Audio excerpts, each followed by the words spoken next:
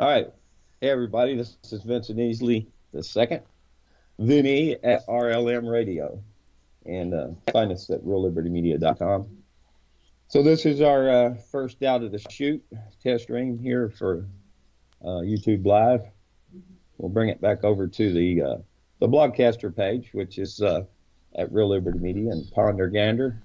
So we're going to take a stop and think and take a little look at biodiversity and the impact that man has on its environment. A lot of people think that it's detrimental, and so this is it's not stemmed originally from this thread on Facebook, but definitely for response to these guys over here. Well, what are we looking at? So let's zero it down out here to the west where I'm at, out here in the desert. Y'all know that they've been standing with the Bundys and covering this trial. I came out in 2014 and was there over time, and I came back. So some people might assume I have a little bias in my examination of this, but you know, it's not a new thing for me. It's not like I've just happened upon what's happening here. This is something that we've seen has been occurring over quite some time, and that is really just land theft, and all backed up by lies. I've had the encounter with Kieran Suckling for the Center for Biological Diversity. He's the one that brought the suit against the Bureau of Land Management about cattle harming the environment, and that the tortoise is a protective species, saying that it harmed it. Now, I just came back from 28 days in the desert, and I went out to observe and to look at the land and take a first-hand look at it. Spent some time with Clive and Bundy, and we rode around the country, and I got a little education. I did learn a little more than what I had assumed on many things, and that being particularly one such thing would be how the tortoise digests its food. It's much better able to digest more. I was assuming, you know, hey, he's eating the poop of the cow, and you go back and look at these big grazing animals on the land. What's happened? I just shared this link over from YouTube, a TED Talk, talking about regreening the deserts, and you know, he showed where intensive cattle on the land actually was, you know, regreening these areas that have been lost to desertification. And what happens is, if there's nothing out there eating this vegetation on the land, out here you've got certain types of vegetation. There's a type of sage called burro brush, and that's the main thing the cow eats. Now, if you go out and you look at the land, and you'll see how this bush will grow up, and then it'll have all this dead stuff around it. Now, if you look at any one that's been grazed, it'll come back with just like pruning a bush or cutting your grass. You know, you get lush green growth come back. And if you, like this TED Talk, if you concentrate the cattle, and I've been saying this, and I just saw this, Brand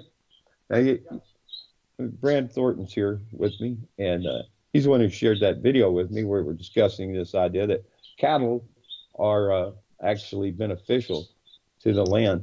I've got this mic over here next to me, so I'm going to pull it over here for Brand to speak. You won't be able to need to hear anything, just talking to the mic. Okay. Well, it's TED Talks. You can go to that YouTube site, and the gentleman's name is Alan Savory, and he was by that particular African government picked to help solve their soil erosion problems. And initially, he made a mistake, which to this day he regrets tremendously, and that is pretty much destroying all the elephants. 40,000 elephants they shot and killed, and the problem only got worse. And only got worse. You need to break up the soil, and that was one of the conclusions they came to, so that the water will not evaporate or run off, but it will actually sink into the soil. And for those seeds that are trapped in there, that'll germinate. and then it has to be harvested by the animals. So, excuse me. So they brought a bunch of cattle in, and they turned that desert around into like the Garden of Eden with lush vegetation and very, very productive. He maintains it's probably the number one thing that we can do right now to stop the climate change. So it's a tremendous success story. You've got to have animals on the range in order to make that land productive and good for everybody. All right, thanks, Brian. Yeah. All right, let me plug back in here. So we see how cows are benefiting the land.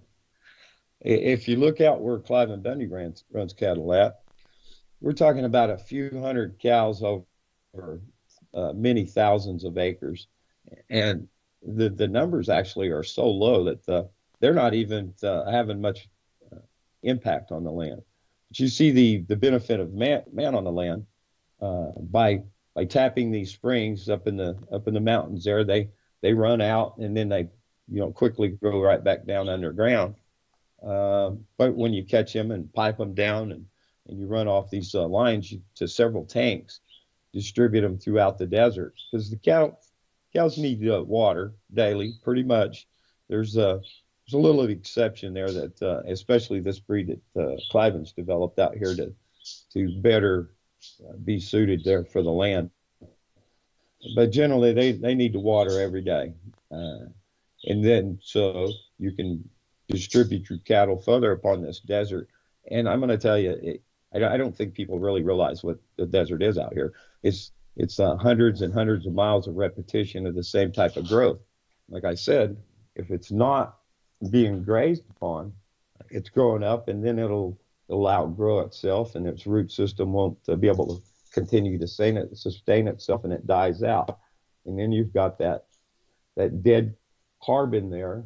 And if it's not being grazed and reproduced or put back to the ground, it's causing actually what these people are calling climate change, and it has to do with the carbon and so forth, and then especially if you burn it. But if the cows were more intense upon the land out here in the desert, actually you could see a demonstration of this greening up. We've lost 99% of all species on the earth is extinct. Why is that? Does that come from man? No, I'd say not. I would say it comes from de-evolution and just the downward spiral to entropy. Anyways, that's a long story there on that. But cows are good for the land. If you go back to, say, Arkansas, and you had pasture out there and pulled your cows off, and what will happen over time is first you'll have briars grow up, then you'll have your little bushes come in, and eventually trees, and dominated by either pine or the oaks with other, of course, trees mixed in, ash and hickory, and there's a long list of trees. But so then you go to it being covered over, and not even the deer then are eaten. So the cows benefit the deer population, and which all filters down back to the desert out here. All this water that's being put out in the desert, it supplies life from the little bug, the little doodle bug on up to the bighorn sheep, and the cows are there. The quail come down, big, huge populations. I believe in one of my videos that's not published yet with Cliven, it's talking about how many hundreds of quail come to these watering troughs that are otherwise not there. Life is blooming because of the rancher. Now, if you're a vegetarian, then okay, good, but you can't force anybody else to be a vegetarian. So in the meantime, it's supplying food that would otherwise not be there, and it again increasing viability for other wildlife. So man on the land is a benefit, and I guess that's a short run of this test broadcast. And that's for you two fellas there in particular, and you can look further. There's plenty of study of cattle and the tortoise being benefited. Many years ago, decades ago, when they run cattle across have to traverse the rangeland, and some about 6,000 head of sheep that no longer run through this certain section over there where I was at. And guess what happened? The tortoise population decreased, it diminished. Now that the cows and the sheep aren't there. Anyways, you want to call me stupid? There, you're trying to insult me. You can't do that, and you use logical fallacy to prop up your argument and say how wrong I am. The fact is, you're wrong, and you appeal to the logical authority of these biased studies by environmentalists. And don't think I'm not a conservationist, nor would you think that the rancher is, because they're conserving more than any of you extremists. You know, I'm not against wildlife and biodiversity, and it is enhanced by man, and those are the facts. So, anyways, how you think? We'll see how that went, Grimner. We'll post that up. All right, cool. I'm going to stop the stream, and thanks everybody for tuning in. And he'll be back when he's ready. Yeah. Peace. All right, thanks, Grimner. Yeah. So,